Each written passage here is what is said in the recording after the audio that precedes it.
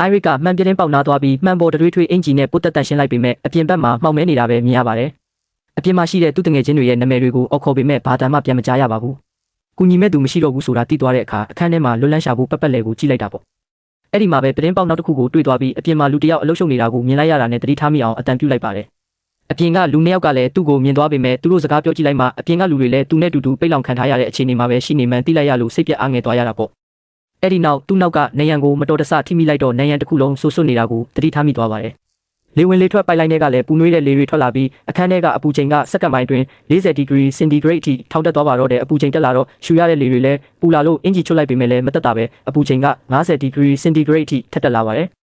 ဒီအတိုင်းသာဆက်သွားရင်ရေတက်ခန်းချောက်ပြီးတေးဆုံးနိုင်တယ်ဆိုတာသိသွားတော့ပြတင်းပေါက်စီပြန်သွားပြီးအပြင်ကလူနှစ်ယောက်ကိုတကားဖွင့်ပေးဖို့ပြောလိုက်ပါတယ်ဒါပေမဲ့နှစ်ဖက်အလုံခန်းထဲကလေး PR မတူတာကြောင့်တကားချက်ချင်းဖွင့်လို့မရပဲသူ့အခန်းထဲကလေး PR ကိုအရင်မြင့်ပေးရမယ်လို့ပြောပါတယ်။ PR ညှိနေချိန်မှာနှာခေါင်းကိုပိတ်ထားဖို့ပြောလို့သူလည်းနှာခေါင်းပိတ်ပြီးပြီးခံဆောင်လိုက်ခဲ့ပေမဲ့လေး PR ပုံမြင့်လာတာနဲ့အမျှခေါင်းတွေမူးဝေလာပြီးနားထဲမှာအတန်တွေမခံမရက်နိုင်အောင်မြည်လာခဲ့ပါတယ်။နောက်ဆုံးနားစီပေါက်ထွက်မတက်နာကျင်လုံးလို့ဆက်ပြီးတီးမခံနိုင်တော့တဲ့အခြေအနေအထိရောက်သွားခဲ့တာပါ။အဲ့ဒီအချိန်မှာပဲအပြင်ကလူတွေကလေး PR တူသွားပြီလို့အကြောင်းပြန်လာပါတယ်။ဒါပေမဲ့မိန်းကလေးမှာနာကျင်မှုနဲ့အပူဒဏ်ကြောင့်အင်အားတွေကုန်ခန်းနေပြီးမှုတကားဘာဘီကိုလှည့်ဖို့အားမရှိတော့ပါဘူး။ဒါနဲ့ဘေးနားမှာရှိတဲ့တစ်သားချောင်းကိုကောက်ယူပြီးဘာဘီကိုအားကုန်ရိုက်ချလိုက်တာနည်းနည်းစီရှော့ချပွင့်လာပြီးအပြင်ကလူနှစ်ယောက်ရဲ့အကူအညီနဲ့တကားပွင့်သွားခဲ့ပါတယ်။သူလည်းအခန်းထဲအမြန်ပြေးဝင်ပြီးရေတန့်ဘူးကိုအငမ်းမရတောက်လိုက်ပါတယ်။တပ်ပြင်းချနိုင်ရုံပဲရှိသေးတယ်သူတို့အားလုံးလုံးဝလွတ်မြောက်သွားတာမဟုတ်ပဲနောက်ထပ်အခန်းချင်းတစ်ခုတည်းထပ်မံပိတ်လောင်ခံထားရမှန်းသိလိုက်ရပြန်တယ်။အချင်းချင်းသတင်းအချက်လက်လဲလှယ်ကြည့်လိုက်တော့မှမီးလောင်မှုကြောင့်အားလုံးဒီထဲမှာတောင်တင်နေကြတာဖြစ်ပြီးကယ်ဆယ်ရေးအဖွဲ့ကိုစောင့်ဆိုင်းရုံမှလွယ်လို့ဘာမှမတတ်နိုင်ကြောင်းသိလိုက်ရပါတယ်။ပိုဆိုးတာကဒီအခန်းထဲမှာရှိတဲ့